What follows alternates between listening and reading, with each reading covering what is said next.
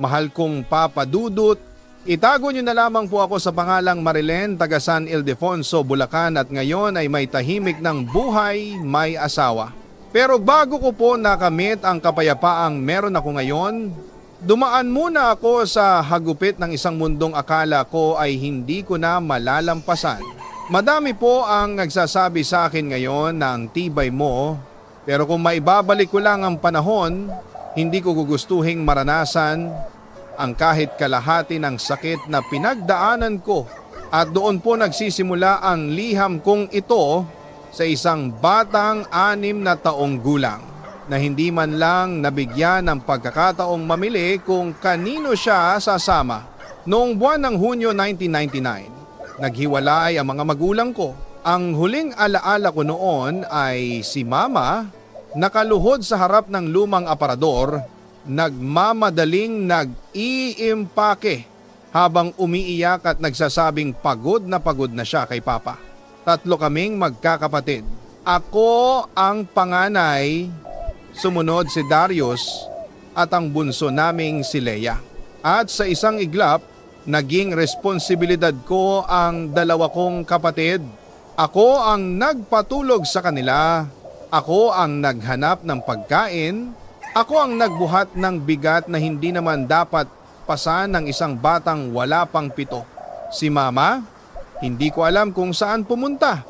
Si Papa naman ay lumipat ng trabaho sa Bay, Laguna at iniwan kaming magkakapatid sa poder ng mga kapitbahay at kamag-anak na pare-parehong may sariling buhay.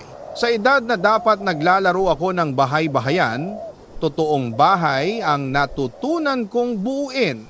Hindi laruan, hindi biro, kundi realidad. Nang dumating ang lolo ko, si Lolo Renato, sinabi niyang kailangan daw akong isama sa Laguna dahil iyon ang kasunduan nila ni Papa. Wala raw espasyo para sa aming 3, kaya ako lang ang kinuha. At doon, Papa Dudut, unang nadurog ang mundo ko. Hindi ko alam kung ano ang mas masakit, ang mawalay sa mga kapatid ko o ang maramdaman na sa edad kong iyon, wala palang kayang pumili sa akin. Pagdating namin sa Laguna, hindi pala doon nagtatapos ang pagkaligaw ko. Makalipas ang ilang linggo, isinama naman ako ni Papa sa Nueva Ecija sa bahay ng babaeng kinakasama niya, ang magiging madrasta ko na mula sa unang araw pa lang, alam kong hindi ako tatanggapin. Tinignan niya ako na parang kalaban, parang istorbo, parang hindi bata, kundi pasaning hindi niya hiniling. At doon nagsimula ang mas mabigat pang kwento. Dear Papa Dudut, pagdating ko sa Nueva Ecija, doon ko unang naranasan ang isang tahanang may bubong nga pero walang init ng pamilya. Ang madrasta ko, si Aunt Corazon, ay hindi kailanman ngumiti sa akin maliban kung may ibang tao.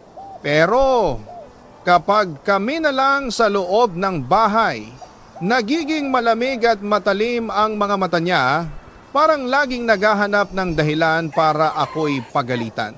Doon ko unang naramdaman kung anong pakiramdam ng isang batang hindi welcome. Sa bawat utos, sa bawat buntong hininga niya, para kong paalalang hindi niya ginusto ang presensya ko. At nang magkaroon sila ni Papa ng 2 nilang sariling anak, tuluyan akong naging taga-alaga. Ako ang nagpatulog, ako ang nag-alaga sa may lagnat, ako ang naglinis ng kalat, ako ang nagsaing, ako ang nagbuhat ng responsibilidad na dapat ay sa kanila. Pero hindi iyon ang pinakamasakit, Papa Dudut. Ang tunay na impyerno ay dumating noong isang gabi na akala ko ay magiging ordinaryong gabi lang. Dumating si Lolo Renato upang daw ay magbisita ng ilang araw. Dahil maliit ang bahay, sa sala kami pinatulog, ako at ang lolo ko. Hindi ko maintindihan, pero may kakaibang tingin si Lolo noon pa man, yung tipong nagpaparamdam ng hindi ko alam kung takot o hiya at ng gabing iyon, hindi ko akalaing darating ang isang karanasang hanggang ngayon ay tumitigil ang mundo ko kapag naalala ko habang mahimbing natutulog ang mga tao sa loob ng kwarto, ramdam kong gumalaw si Lolo sa tabi ko. Marahan siyang lumapit sa akin at bago ko pa maintindihan ang nangyayari, hinawakan niya ang katawan ko sa paraang hindi dapat ginagawa. Ng isang lolo sa kanyang apo, wala akong lakas, wala akong boses, wala akong kakampi. Gusto kong sumigaw pero nanigas ang dila ko. Gusto kong tumakbo pero ayaw gumalaw ng katawan ko. At ang tanging naalala ko lang ay ang matinding tahimik na takot na baka magpatuloy pa ang mas malala kung hindi magising ang iba. Buti na lang, marahil sa takot niyang magising si Papa, hindi niya itinuloy ang pinakamasamang balak niya. Pero sapat na ang ginawa niya para mawasak ang pagkabata ko. Kinabukasan, umuugong ang buong mundo ko. Hindi ko alam kung paano titingin kay Papa. Hindi ko alam kung paano lalapit sa mga kapatid kong wala na sa tabi ko. Hindi ko alam kung paano ipapaliwanag ang sakit na wala akong lakas sabihin at ang mas masakit pa, hindi ko na malaman kung ano ang nangyayari. Sa mga naiwan kong kapatid sa Laguna, kung nagawa ni Lolo iyon sa akin, paano pa kaya sa mga kapatid kong mas bata, mas mahina at mas walang laban? Gabi-gabi akong nanalangin, Papa Dudut. Panginoon, ilayo mo sila sa kamay ng taong gumawa nito sa akin. Kahit hindi nyo na ako iligtas, sila na lang po. At sa mga gabing yakap ko ang sarili ko sa dilim, doon ko naramdaman na ang pagiging bata ko unti-unti nang nawawala. Dear Papa Dudut, mula nang umalis si Lolo, akala ko natapos na ang bangungot. Pero ang totoo, iyon pa lang pala ang simula ng mahabang paglalakad ko sa isang buhay na lagi akong bisita, hindi kailanman anak sa kahit anong bahay. Hindi nagtagal ay naghiwalay din si Papa at ang madrasta ko. At gaya ng dati, ako na naman ang nailipat sa ibang kamag-anak sa bahay ng bunsong kapatid ni Papa, si Tita Virgie sa San Jose. Doon ko naman inalagaan ang anak niyang may autism. 1 taong halos kaedad ko pero nangangailangan ng buong oras, buong lakas at buong pasensya. Sa murang edad, ako ang naging nanay, yaya, tagabantay, tagakupkup sa batang hindi ko naman anak. Hindi ako pwedeng mapagod, hindi pwedeng magreklamo, hindi pwedeng umiyak. Lahat ng pagod, tinanggap ko ng tahimik kasi wala naman akong ibang mapupuntahan. Sa compound kung saan kami naninirahan, maraming tao, maraming ingay, maraming kwento. Pero iisang tao lang ang nagbigay sa akin ng pakiramdam na hindi ako invisible. Si Liam, kapitbahay, kaedad ko, mabait, masayahin, at higit sa lahat, marunong makinig. Sa tuwing naglalakad ako pauwi, hatak-hatak ang pinsan kong inaalagaan, naririnig ko na ang tawa ni Liam, yung tawang parang kayang gumising sa puso kong matagal nang natutulog. Sa kanya ko unang naramdaman ang kakaibang init ng pagkakaibigan. Siyang nagtanong kung bakit hindi ako nag-aaral. Siya ang nagtanong kung bakit ako lagi na lang pagod. At siya rin ang nagsabing, subukan mo ulit pumasok. Malay mo, payagan ka. Oo nga naman, bakit ba hindi ko susubukan?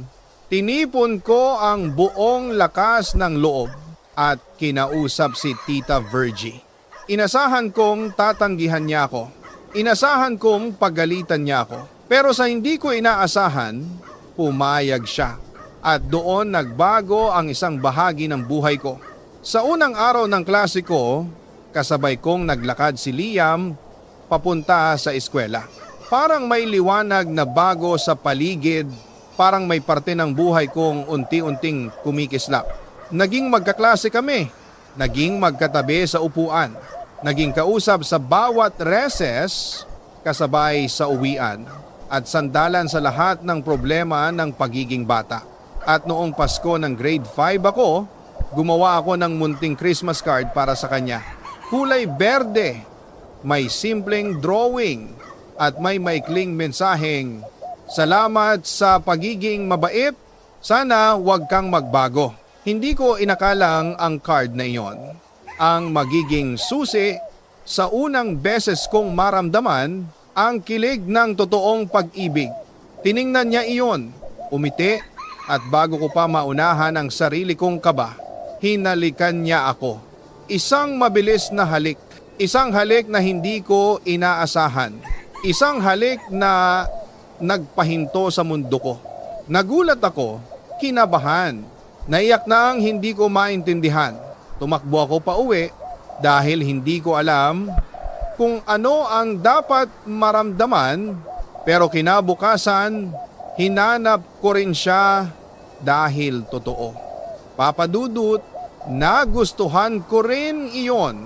Sinulatan ko siya uli ng munting note at nang ibinigay ko iyon, ngumiti siya. At doon niya sinabing kami na raw. Walang salitang ligawan, walang bilin, walang tanong. Pero sa puso namin, pumayag kami na maging bahagi ng isa't isa at doon nagsimula ang kauna-unahan kong pag-ibig. Isang pag-ibig na tahimik, simple at inosente. Isang pag-ibig na sa kabila ng hirap ng buhay ko ay nagbigay sa akin ng panahon na maramdaman ko naman maging bata. At iyon ang huling pagkakataon na naging payapa ang mundo ko dahil kasunod nito. Darating ang unos na hindi ko kailanman inakalang hahampas sa akin ng napakalakas. Dear Papa Dudut, akala ko noon may kaunting liwanag na sa buhay ko. Nag-aaral na ako. May kaibigan akong nakakaintindi. May batang inaalagaan na unti-unting minamahal ko rin. At may munting pag-ibig na nagbibigay sa akin ng dahilan para gumising bawat araw. Pero sa mga kagaya kong sinusubok ng tadhana, parang ipinapaalala lagi ng buhay na hindi pwedeng maging masaya ng matagal. Isang hapon bago magpasko, nakita kami ni Tita Virgie ni Liam. Simple lang ang nangyari, isang mabilis na halik sa pisngi, isang birong wala namang masamang intensyon. Pero para kay Tita, sapat na iyon para ituring akong salaula, bastos at walang utang na loob. Walang hiya kang bata ka, sigaw niya. Habang itinutulak niya ako palayo. Hawak-hawak mo ang anak kong may sakit buong araw, pero ganyan ang ginagawa mo sa labas? Ibig sabihin, lumalandi ka habang pinapakain ka dito. Namalim ang tenga ko sa bawat sigaw niya. Umuwi ako na nanginginig, pero hindi ako umimik. Sanay na ako na pagsisihan ng mga kasalanang hindi ko naman talaga ginawa. Pero hindi doon natapos. Papa Dudut, pagdating sa loob ng bahay, isinara niya ang pinto at doon bumuhos ang lahat. Hindi ko in-expect na may kayang manakit ng ganong klase. Lahat ng mahawakan, hanger, tsinelas, sinturon ay dumampi sa balat ko. Hindi ko maalala kung alin ang mas masakit, yung palo o yung salitang binitawan niya. Mas mabuti pang hindi ka namin kinuha. Dapat pinabayaan ka na lang ng tatay mo sa kalsada. Masakit, Papa Dudut. Pero mas masakit yung naramdaman kong parang wala akong halaga sa kahit sinong dapat nagmamahal sa akin. Hindi ako lumaban. Kung lumaban ako, walang maniniwala.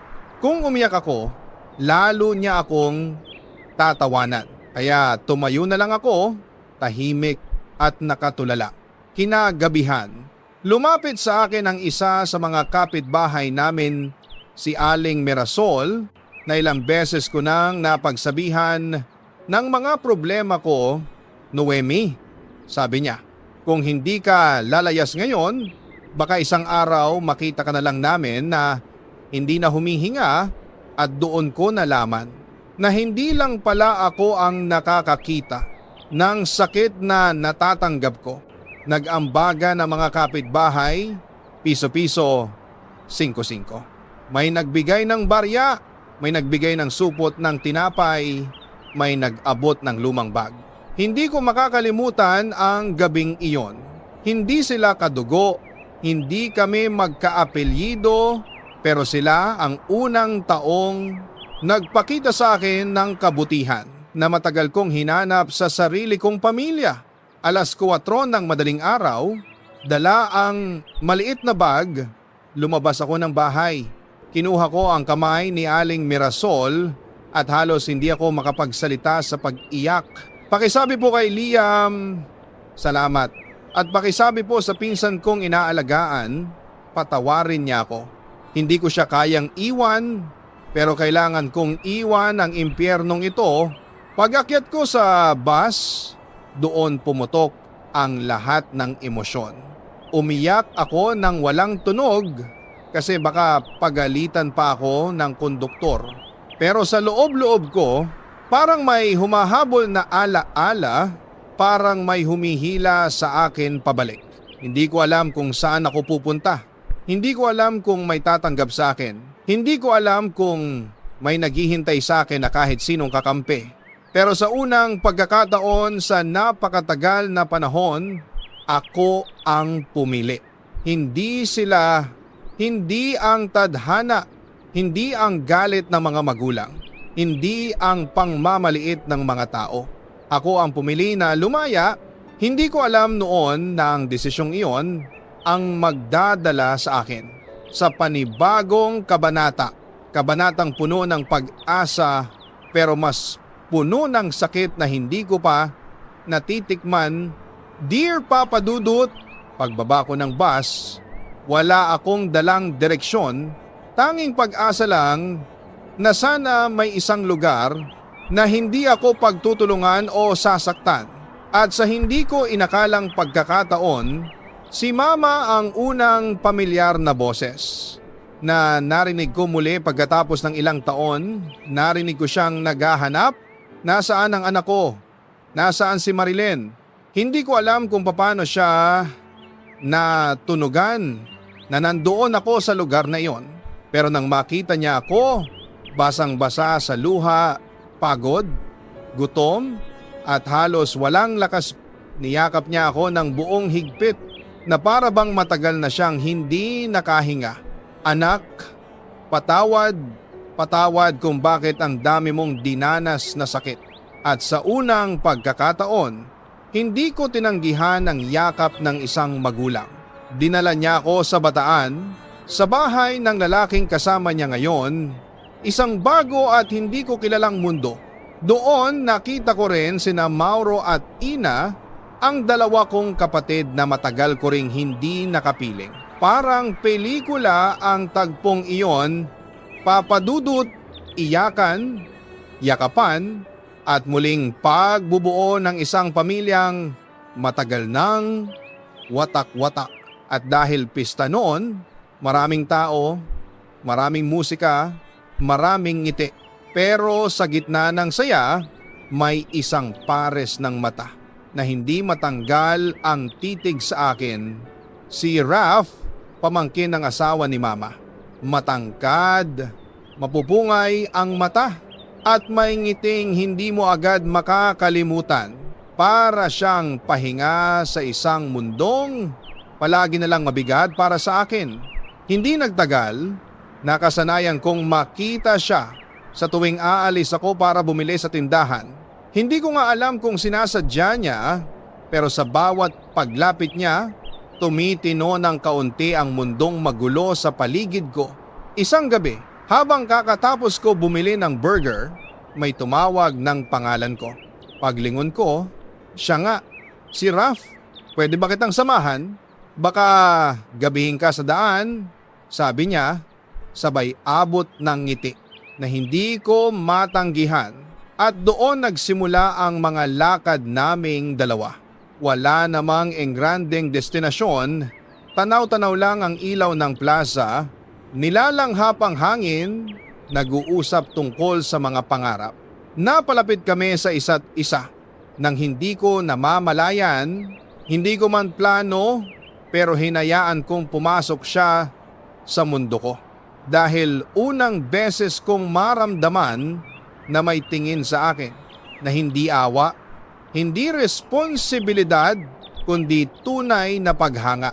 At sa isang gabing iyon, napasama ako sa mga barkada niya, isang gabing puno ng tawanan hanggang sa may lumapit na mga pulis.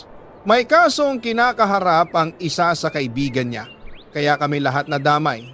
Ako ang unang natulala, si Raf ang unang nagsorry. Pero sa lahat ng nangyari, siya rin ang unang umako na hindi ko kasalanan ng lahat. Nang makalabas kami, nagyaya ang barkada na mag-inuman. At dahil bata, curious at nakikipagsabay sa trip, napapayag ako. Hindi ko alam na iyon pala ang gabing magpapabago sa takbo ng buhay ko. Hindi ko pa kayang umuwi, nahihilo ako at nagpaalam ako na hihiga muna sa kwarto ng kubo. Pero habang naroon ako, nakadilat, nahihilo, nanginginig, may naramdaman akong biglang dumagan. Mataas ang buhok, mapakla ang amoy ng alak at pamilyar ang boses. Huwag kang mag-alala, mahal kita, si Raf. Ang taong akala ko'y aakay sa akin palabas ng dilim. Nakita ko ang buhok niya sa aking mga kamay habang pilit kong itinutulak ng walang lakas. Naramdaman ko ang bigat niya, ang lagkit ng hangin, ang pagkalunod ko sa takot.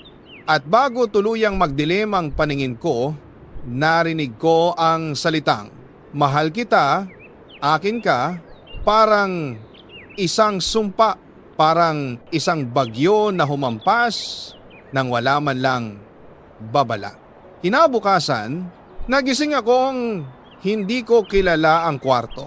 Masakit ang katawan ko, may dugo sa damit ko at si Raf wala.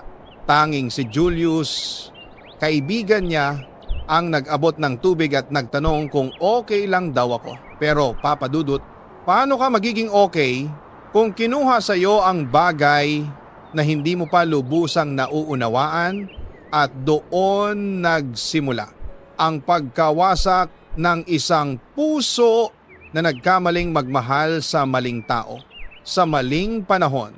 Dear Papa Dudut, pag-uwi ko noon sa bahay ni Mama, para akong bangkay na naglalakad, walang boses, walang direksyon at walang lakas na magsabi ng kahit ano, pero ang hindi ko inasahan ay ang totoong gulo na darating pa pala. Pagbalik ko sa bahay, hindi ko makausap kahit sino. Hindi ko rin alam kung paano magsisimula. Hindi ko alam kung paano papangalanan ang sakit na nangyari sa akin. Pero isang araw, napansin kong hindi ako dinadatnan. Doon ko naramdaman ang panginginig mula ulo hanggang paa. Wala akong sinabihan, kundi si Ate Celine, kapatid ng stepfather ni Mama. Tahimik niya akong tinignan, tapos saka siya lumapit at hinawakan ang kamay ko. Anak, kung ano man yan, kailangan mong magsabi kay Mama. Pero Papa Dudut, paano mo sasabihin ang isang bagay na ni ikaw mismo ay hindi mo matanggap? Hindi ko kinaya. Isang gabi, umupo ako sa mesa, huminga ng malalim at sinulat ang lahat, ang gabi sa kubo, ang pangalan ni Raf, ang takot ko at ang posibilidad na buntis ako. Iniwan ko ang liham sa lamesa at umalis. Kinabukasan, mabilis kong natanggap ang balita. Nag-collapse si Mama at dinala sa health center dahil sa matinding stress at takot. Tinawag ako ni Tita upang makipagkita. Pagdating ko, si mama agad ang una kong nakita, nakaupo, umiiyak, hawak ang liham na isinulat ko. Hindi ko maipaliwanag ang bigat ng tingin niyang puno ng pagkakasala at galit. Anak, kailangan mong magsabi sa pulis. Sa harapan ko, may isang babae, isang pulis at hinihintay daw nila ang salaysay ko. Ayaw ko sana, hindi dahil wala akong naramdamang galit kay Raf, kundi dahil sa lahat ng pinagdaanan ko noon, siya lang ang nagpakita sa akin ng munting pag-aalaga. Pero hindi ako hinayaang magdesisyon. Buong puwersa ni mama ang nag-angat sa akin papunta sa presinto. Imbes na pulis, parang hukom ang nakaharap ko. At doon, inisa-isa akong pinagsalita. Habang nakatingin si mama iyak ng iyak, halos ako na rin ang hindi makahinga sa bigat ng pagkakataon. At sa pagtatapos ng salaysay ko, automatikong sinampahan ng kaso si Raf at ang buong grupo niyang naroon sa gabing iyon, Papa Dudut. Habang lumalakad ako palabas ng presinto, pakiramdam ko ako ang nagtulak sa lalaking minsan kong minahal papunta sa impyerno. Simula noon, ang bahay ay naging lugar ng digmaan. Hindi ko kinausap si mama. Hindi ko siya tinitingnan. Hindi ko siya tinatawag na ma. At sa tuwing mabubuksan ang pinto, ako'y lalabas, magdadabog, magpapakita ng galit na hindi ko maalala kung kailan huling umapoy ng ganoon. Hanggang sa dumating ang gabing nagbanggaan kaming dalawa. Bakit ka ganyan? Ako ang ina mo. Ako ang dapat mong kinakapitan. Pero Papa Dudut, sa dami ng sugat ko, hindi ko na alam kung paano pa kumapit. Ma, kung hindi mo kami iniwan noon, kung hindi ka nagloko kay Papa, kung buong pamilya tayo, hindi ko na natapos dahil napaiyak na rin siya at napasigaw. Ako na naman may kasalanan, ako na naman ang mali, ako na naman ang dahilan. Sa sobrang bigat ng emosyon, halos maghiwa-hiwalay na ang aming mga boses. At ilang araw lang ang lumipas, lumayas ako sa bahay. Hindi ko na kaya. Hindi ko na alam kung saan ako lulugar. Sa paningin ko noon, lahat ng nakapaligid sa akin ay pawang mga taong may utang sa akin, mga taong dapat kong sumbatan, mga taong nagkulang. Pero ang totoo, ako lang ang hindi marunong tumanggap na wasak ako, na hindi ko alam kung sino pa ako. Para mabuhay, para makatakas, para may makain, sumama ako sa kaibigan kong bakla. Dinala niya ako sa trabaho sa bar, kung saan ang babae ay nagiging produkto, kung saan ang saya ay binebenta, kung saan ang katawan ay nagiging puhunan. Papa Dudut, hindi ko ito gusto. Hindi ko ito pinangarap. Pero kapag pinipili ng buhay ang pinakamahirap na daan para sa iyo, minsan wala ka ng oras lumaban. Lalakad ka na lang. At doon ko nakilala si Jorel, ang lalaking nagturo sa akin ng isang bisyong akala ko ay magbibigay ng pahinga. Pero unti-unti pa lang sasakal sa akin. Droga, luha, kalituhan, pagbagsak at pagbubuntis.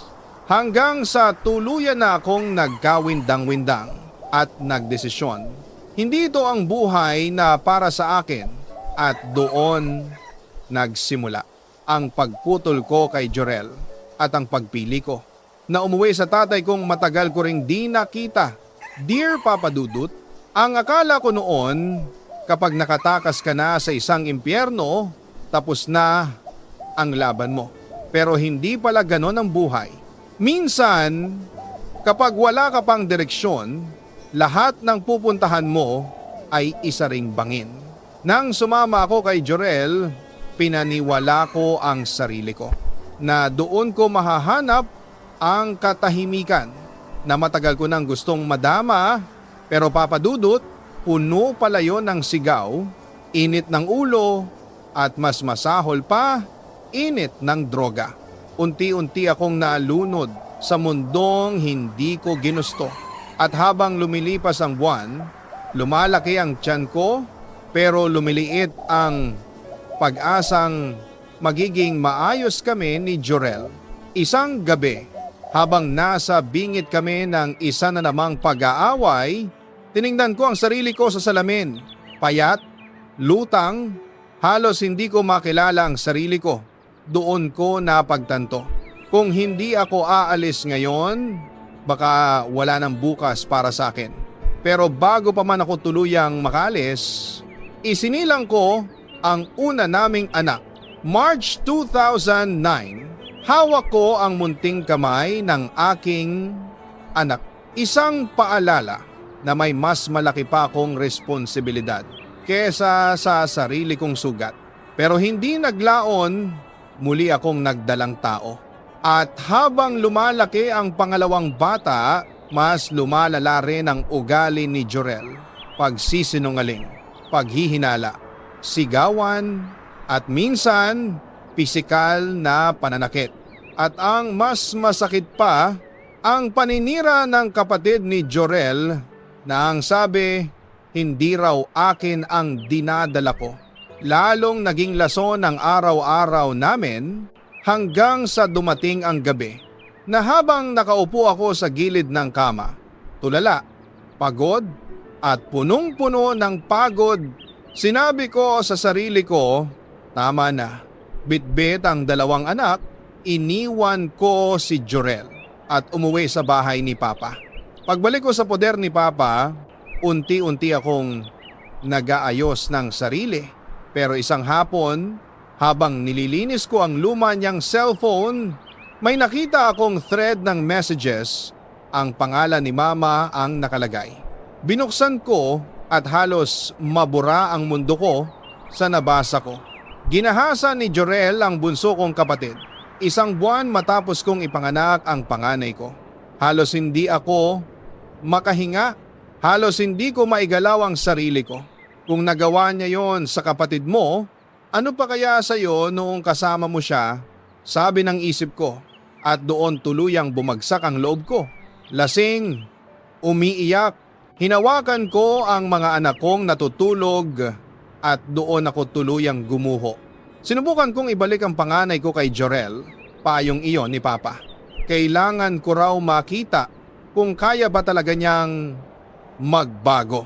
Pero sa puso ko, hindi ko na mahal si Jorel. Wala nang natira. At hindi ko rin kayang magsama uli kami. Pagkatapos noon, bumalik ako kay Mama pa. Pero gaya ng dati, hindi kami nagtagal. Isang sagupaan lang ulit, isang salita lang na masakit, isang sigaw lang na hindi ko na kaya at muli akong lumayas. Iniwan ko ang anak ko kay Mama. Hindi dahil wala akong pakialam, kundi dahil wala akong pera, wala akong bahay, wala akong kakayahang mabuhay silang dalawa. Isang mali na hindi ko mapapatawad ang sarili ko hanggang ngayon. Wala na akong mapuntahan noon, kaya sumama ako sa kaibigang si Remo. Sa bahay niya, para kaming mag-asawa kahit hindi ko siya mahal, pero hindi rin nagtagal. Alam kong hindi iyon ang buhay para sa akin. Kaya umalis ako at nagpasya. Babalik ako sa Maynila. Kailangan kong kumayod. Kailangan kong mabawi ang mga anak ko. At doon, sa pagbabalik kong iyon, pagod, durog, walang direksyon, doon pala magsisimula ang bagong kabanata. Bago ako bumiyahe papuntang Maynila, kinausap ko ulit si Jorel. Hindi para bumalik, hindi para makipag-ayos. Hindi para ibalik ang relasyon namin, kundi para sa anak namin. Doon niya ako unang niyakap, umiiyak, humihingi ng tawad, nagsusumamo. Pero Papa Dudut, Wala nang nakilos ang puso ko. Tuyo na, paso na, ubos na.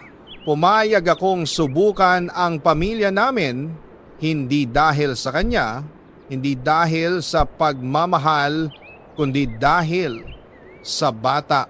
Pero gaya ng lahat ng sugat na hindi ginamot, hindi rin nagtagal. Ilang buwan, isang away, isang sampalan at tapos. At dito nagsimula ang talagang pag-angat ko muli. Babalik ako sa Maynila. Bubuo ako ng bagong sarili. At hahanap ako ng bagong pag-asa. Hindi ko akalain na ang pag-asang iyon ay darating sa isang simpleng notification. Friend request accepted. Dear Papa Dudut, sa buong buhay ko, pakiramdam ko ay puro bagyo ang dumating. Pero sabi nga nila, kapag pagod na pagod ka na, doon madalas dumadating ang mga biyayang hindi mo inaasahan at ang biyayang iyon dumating sa simpleng ping ng cellphone ko. Isang hapon sa Maynila, habang nakikiramdam ako sa bahay ni Papa, nag-o-online ako upang i-update ang Facebook ko. Doon may isang lalaking hindi ko kilala, hindi ko pinansin, pero paulit-ulit na nagpapakitang tao sa akin. Pangalan niya, Arvin. Nung una, hindi ko siya pinansin. Pagod na pagod ako, basag. Walang tiwala sa kahit sino. Pero hindi ko alam kung bakit inaccept ko rin siya at doon nagsimula. Ang dahan-dahang pagbalik sa buhay ko, hindi madrama si Arvin, hindi mapilit.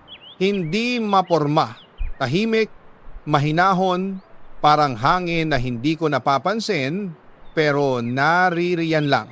At nung mga araw na iyon, pakiramdam ko, iyon ang klase ng tao na kailangan ko. Sa simula, sinubukan kong maging masaya lang, kausap, kwentuhan, walang inaasahan. Pero habang tumatagal, habang lumalalim ang koneksyon namin, doon ko naisip, paano kung malaman niya na may plano akong ikasal? Oo, Papa Dudut, may nakauna ng plano para sa akin. Isang Hapon na nagngangalang Hiroshi, isang lalaking paborito ni Papa, isang lalaking may pera, at isang lalaking buong-buo na ang plano na ako'y maging asawa niya. Ayokong ipaalam kay Arvin, pero ayokong magsinungaling. Kaya isang araw, sa gitna ng mabigat kong paghinga, sinabi ko sa kanya ang totoo. At ang sagot niya ay isang pangungusap na hindi ko makakalimutan. Hindi kita pipilitin. Pero sana, pakinggan mo rin ang puso mo. Dumating si Hiroshi sa Pilipinas, bitbit ang mamahaling gamit, malaking halaga ng pera, at ang buong kumpiyansang ako'y magiging kanya.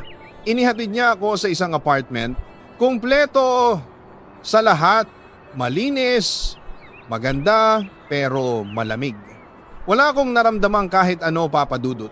Kahit na ilang beses niyang sabihin na aalagaan niya ako, na ibibigay niya ang buhay na hindi ko naranasan. Pero ang puso, hindi napapagana ng mamahaling gamit. At noong gabing iyon, naramdaman ko ang tunay kong takot. Hindi selos, hindi inggit, hindi pagod, takot sa pagiging bilanggo. Nagwala si Hiroshi, sinaktan ako, sinigawan, at sinabi pang hindi ako makakaalis sa kanya. Pero hindi siya handa sa ginawa ko. Papa Dudut, hindi ako bayani, hindi ako matapang. Pero nung gabing iyon, pinakita ko sa sarili ko na kaya kong lumaban. Alam kong mahilig si Hiroshi sa mango juice. At sa bawat basong iniaabot ko sa kanya, may patak ng pampatulog na dala ko noon, para sakaling kailangan kong tumakas. Nung tuluyan siyang nakatulog, nilabas ko ang mga gamit ko, tinawagan ang dalawang kaibigan ko at huminga ng malalim. Pagbukas ng pinto, iyon ang unang beses na naramdaman kong may pag-asa pa pala ako. Nang makita ko si Arvin naghihintay sa labas, hindi ko napigilan ang luha ko. "Halika," sabi niya.